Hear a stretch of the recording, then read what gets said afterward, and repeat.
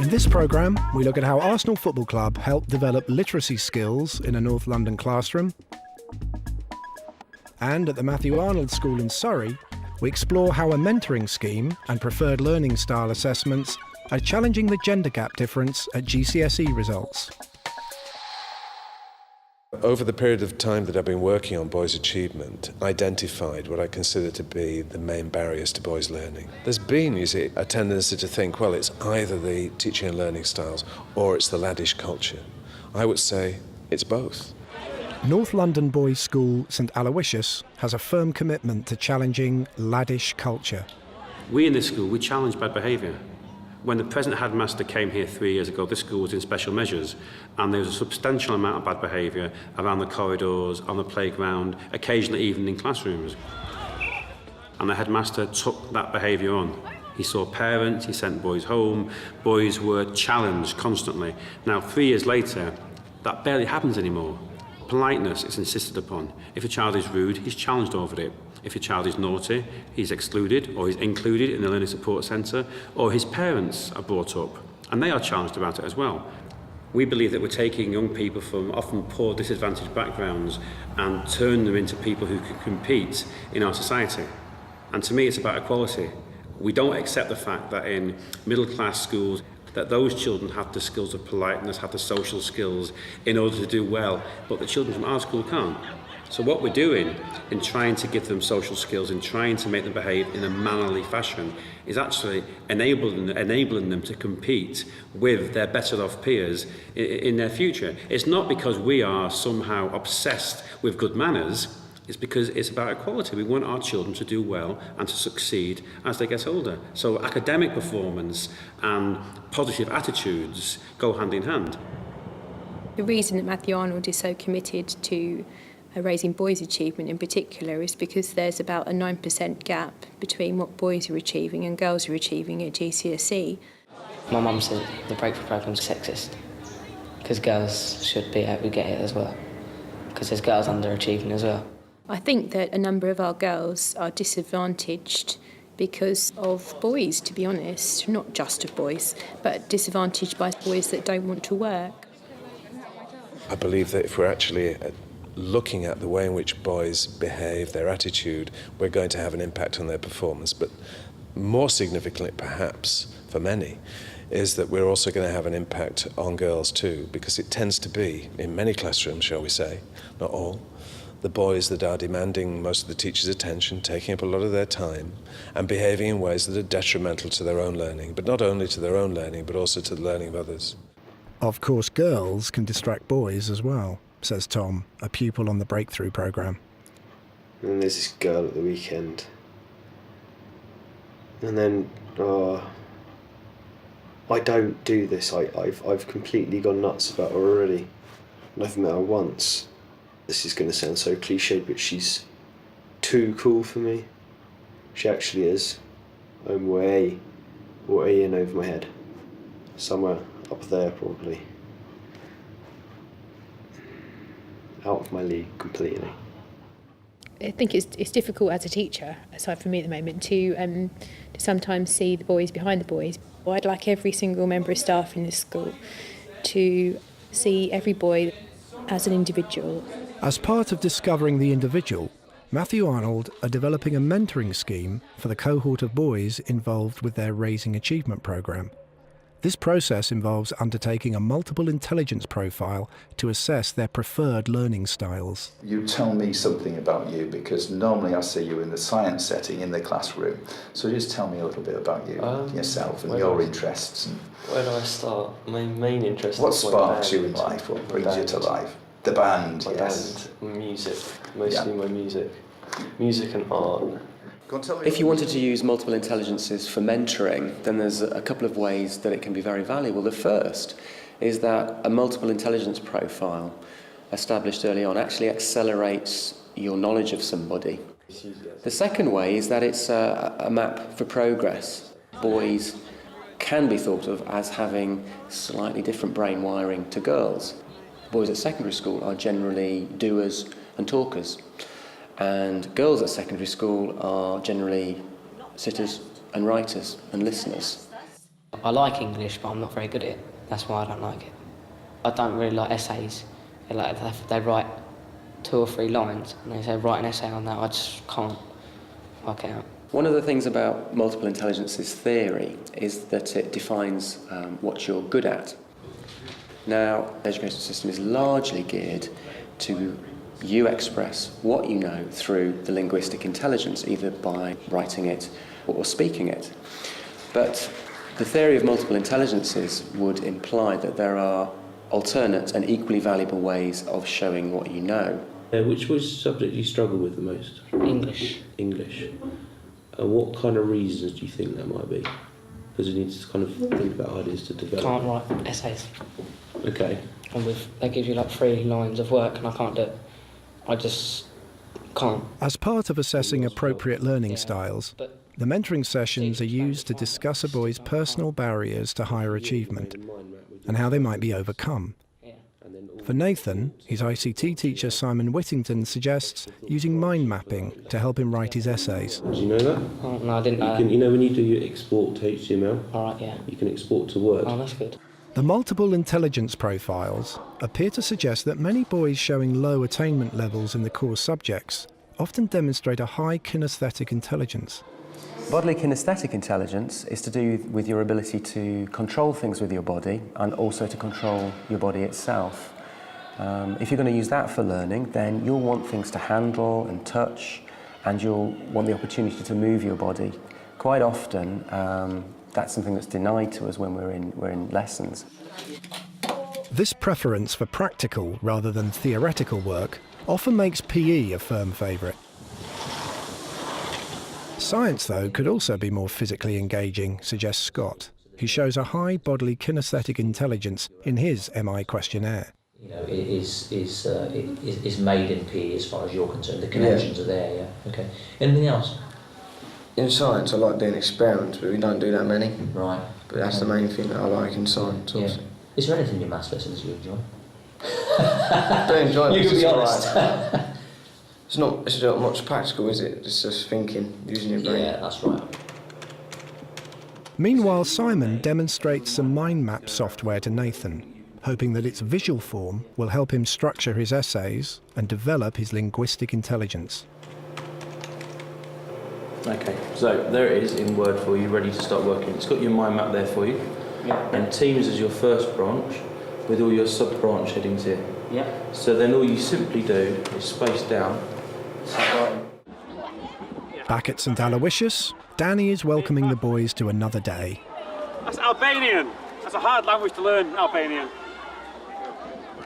Meanwhile, Jerome is undertaking a multiple intelligence evaluation which highlights his strong musical ability.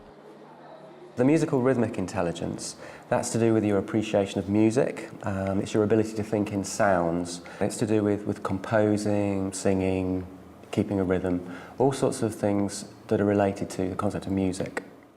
When I go to school in the morning, the thing what I look forward to is like English, maths, arts and drum club and music. Let's start again. A little slow, yes? Okay. Here we go.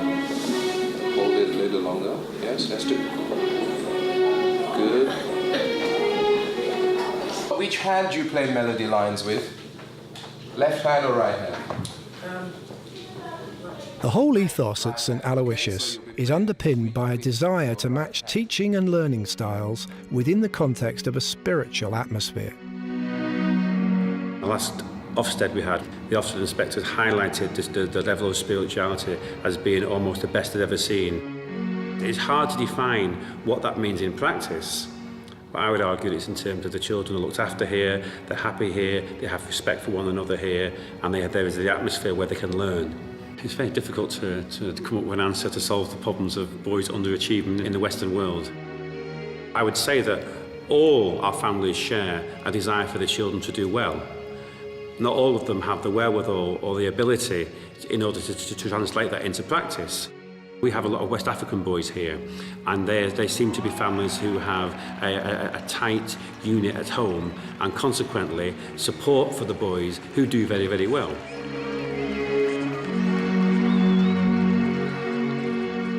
I've, over the period of time that I've been working on boys' achievement, identified what I consider to be the main barriers to boys' learning, around about 30 of them.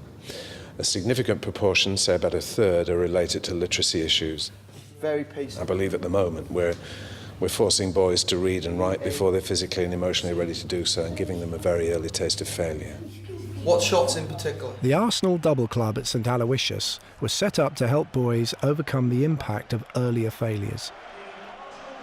Freddie struggled with literacy in conventional classes, but the atmosphere, small class environment and football bias materials seem to have helped.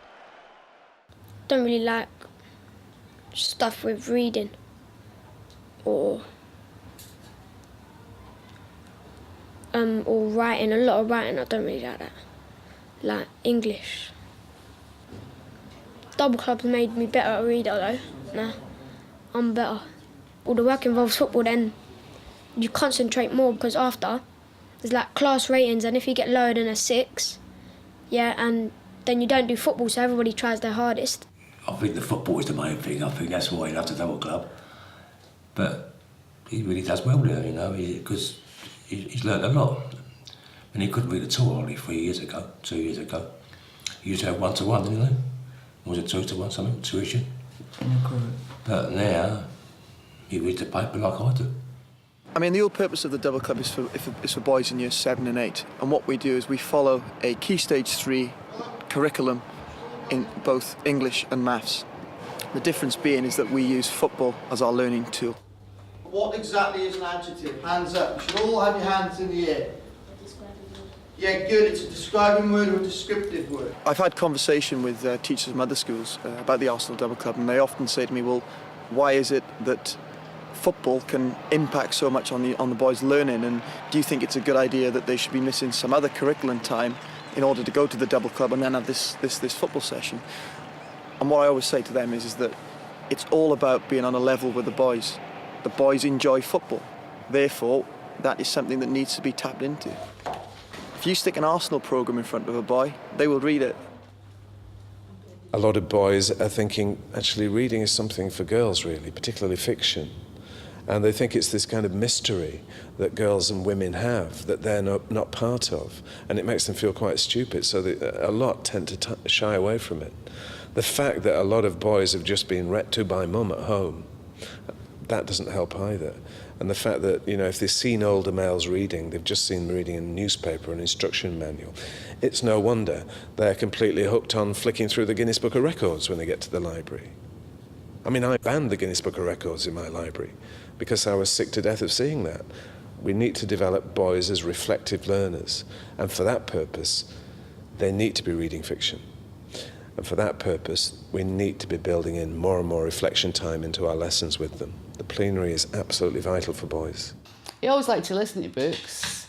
When Harry Potter came out, I read him a chapter each night, and he was very interested in that, but not to read it himself. Generally, I've found boys will engage more with visual material.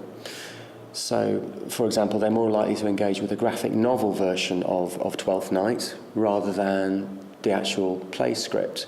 When Dennis Bergkamp left Arsenal, we done a paper about Dennis Bergkamp's career. Before, we done something about when Italy won the World Cup, like the front of the newspaper. You have to write the sun in bubble writing, then you have to write a big heading in bubble writing, and then you have to colour it in, then you have to write big page full of writing, and it's got two little pictures where two little squares, and you could put pictures in of when Italy won the World Cup. If you talk to Freddie, Freddie knows everything about Arsenal. He knows everything. Nope. Freddie. Probably the one thing that he needed to improve on was his confidence, his self-esteem. Very quiet initially in year 7, but over the year I've seen his confidence grow. Boys' lack of confidence in literacy is perhaps most evident in many boys' struggle with essay writing and coursework. I think the issue with writing large chunks of work for boys comes down to the boys' fear to fail. Writing a large chunk of writing takes a long time to do, and And if you're not confident that it's not going to be worth it in the end, then why bother? If you're not certain that your first line starts right, then why bother writing the second? And so I think writing in itself is accumulation of boys' worries about failing, because each sentence leads to another one. And why bother spending that much time doing something if it's not going to be successful? I believe that we are doing too much writing in schools. We do a lot of writing because we feel accountable. We sometimes use writing as control. You know, I admit it myself in the past. Some schools even use writing as punishment, you know, even today. So to imagine that we do all of this stuff and then we try and engage boys in writing, there's no wonder they're not actually engaging with it. An awful lot of boys think that a lot of the writing they're asked to do is fairly irrelevant and meaningless. And, you know, I, for one, am behind them, you know. If you're copying something from a board and from a book, you can just see that boy. Why they should I copy that down, you know? I know what it is. The kinds of things they throw up, you know, teachers will recognise this. You ask them to write, okay, what's the first thing they say?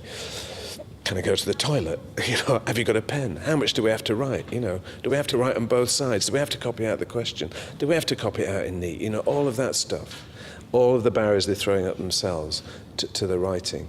There's a history going way, way back in terms of that. Tom's trying to organise himself more efficiently by developing a study plan for his outstanding coursework and forthcoming exams. Trying to work out the study plan. Thought I'd start off by writing down all my subjects, and what I've got to do and when I've got to do it by, so I can see if I can transfer that into a timetable. Have you read that book? Have you read what all the things to research are? They're nothing to do with my final product.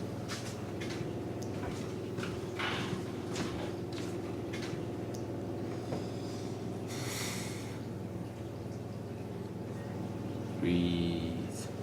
There's a questionnaire, which is not research. Of course it's. What do you think it is if it isn't research? It's a questionnaire. Thomas, what's a questionnaire for? Finding stuff out. And which is? Research. The whole idea is to research it, to develop it, and produce a final piece. Yes, but... Listen to me. Listen to me. I know what you're saying, though. Well, you don't leave out loads of the work and then get to the final piece, do the final piece, and then go back and do the research and the rest of the bits and pieces to go with it. Thomas, whatever you say, you don't do that. Okay? No, I know, but that's what my teacher wants me to do. I would like them to have the whole experience of university. And the benefits. And the benefits of a good education, because they need a good education more these days than we did, I think. Thomas! No, listen to me. No, Dad. you listen to me. You can do it because it's stuff you can do at home. But I'm making the final product at the moment in school, so... Thomas, how can you be making the final product when you don't even know what it's supposed to look like because you haven't done the research? I know exactly what I want it to look like. Thomas, you haven't even done the questionnaire on your prototype yet. No, how can you possibly know what your has. final product is going to be? I can see so much of myself in Thomas that I don't want him to make the mistakes that I made, which is probably why I'm so... passionate I about... don't know whether it's passion, but I'm determined to do everything I can to make sure he doesn't underachieve like I think I did when I was at school. Because I was very similar to Thomas, and I think that's why perhaps we clash sometimes. Do you understand what I'm talking about? I know exactly what you're talking about, but we're making the final product in school Thomas, at the moment. Your teacher, if that is the case, has got it completely wrong. The whole idea is to work up to a final product, not do it and work back. And if he's doing that, he's wrong. But he doesn't care whether the work's actually... Thomas, I care. I don't care. It doesn't if your matter. I'll still get my grade. I don't care what your teacher says in that respect. If he doesn't care that you don't do it properly, I do. If I have to cram it all in before the 27th, I'm not going to get the grade I need. Thomas, I'm not going to. You need to do it to get the grade. No, yeah, I will do it. If I have to cram it in before the 27th, I'm not going to manage to get the grade I want. So what's the significance of the 27th then? It's the date he wants our final book. Thomas, in that case, you've got a lot of work to do before the 27th. Back at St Aloysius College, things are a little less heated. I've been in this school for 20 years and spoke with parents about how they should play a more active role in their children's education. I would say, however, what I've learned is the most important aspect to a child's education is the school. If you can guarantee that you've got a calm, safe learning environment where children want to learn, where teachers can teach, where the children become aspirational, where they can see success taking place from their older peers, that becomes the most important factor in a child's educational performance. The one consistent factor in often quite an inconsistent life is the school. The teachers are always here on time. The teachers are always in the same place during the day. There's a consistency and a stability that simply doesn't exist in a lot of households these days, unfortunately, and children respond to that. I believe the Double Club has a bigger impact than just on a boy's literacy and numeracy skills. I mean, obviously, it is vitally important that these boys leave school with good literacy skills and good numeracy skills. However, there are other life skills that are probably even more important. I mean, being able to communicate with somebody is vitally important. Being confident is important, so that when you leave school, being able to go to get a job interview, raise your own family, these are skills that are probably far more important than literacy and numeracy. But they are a little bit forgotten. I mean, with the way governments are now, and it's all about exam results. Looking at tables, looking at English, maths and science. How do you measure if a boy's improved his self-esteem? I think there are lots of self-esteem issues with boys, far more than we're conscious of as a staff, far more than probably parents are conscious of within their own boys. I think that boys are very afraid to fail and will not do things because they don't want to fail at it and they don't want to be seen to fail, but also because they want to be seen to be achieving without an awful lot of effort. One of the consequences of thinking with multiple intelligences is that you see everyone is intelligent. So it's no longer, you guys are intelligent because you've got that score and the rest of us aren't because we didn't quite make the grade. Now everybody can be seen as intelligent because of what they're good at. So you think about self-esteem, nobody's stupid anymore, nobody's thick. We are all actually clever in different ways. They spend a lot of time with one another. Therefore, they feel part of this group, they feel secure, they feel that they can trust, and then what that means is that, for example, standing up in front of a group, they've got enough confidence to do that. Pens are down, and your full attention is given to the person that's talking. We're not reading nothing, we're concentrating on the person that's speaking. And that shows respect for them, and it shows that you're interested. Who wants to volunteer to go first? Good lad. Brave to go first. So, we're going to clap, okay? Borak's going to come up, he's going to introduce himself, and he's going to talk about the 10 things that he loves about football. And at the end of that, there may be an opportunity for you to ask any questions. And the way we do that is we raise our hand. And when Mrs. Thomas, he's a good teacher because, he don't really tell you off a lot.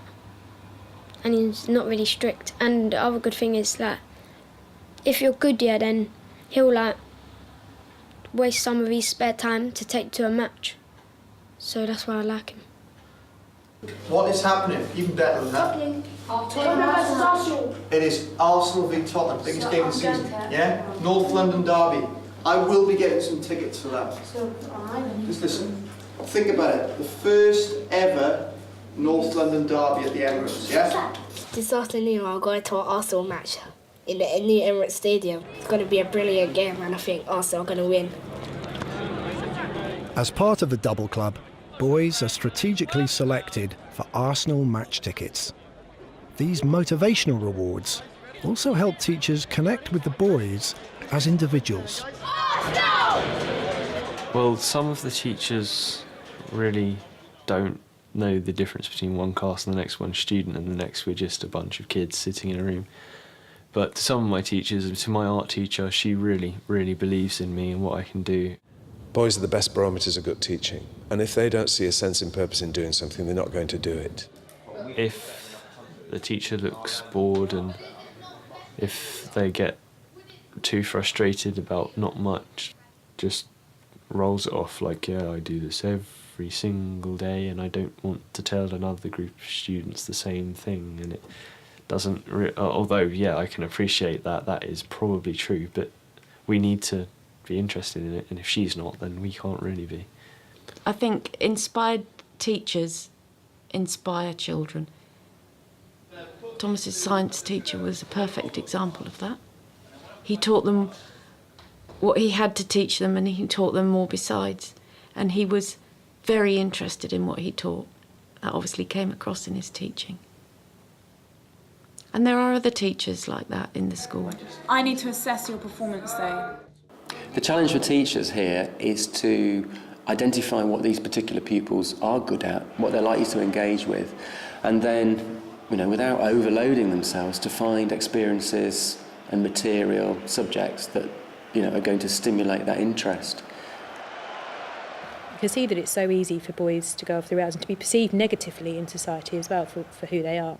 And when you come to a group of boys that feel that they're proud of what they're doing, that feel that they're achieving, that feel that they're successful and can see somewhere to go afterwards, they can be the light of your day as opposed to the boy that sits in the corner throwing things at someone. They really can be something amazing. My study plan is working.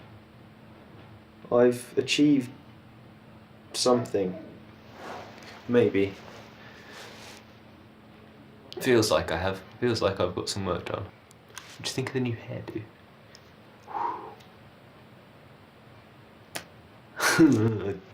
I think one of the greatest gifts that we could give to boys as they come through the education system and come out the other end into the world of work is to give them a sense of who they are, a sense of self-esteem, a sense of where they're going, a sense of what they're good at and what they could achieve in their lives, and more practically a sense of how they learn best, knowledge of how they tick, the experiences they're going to need to seek out if they want to become better at certain things.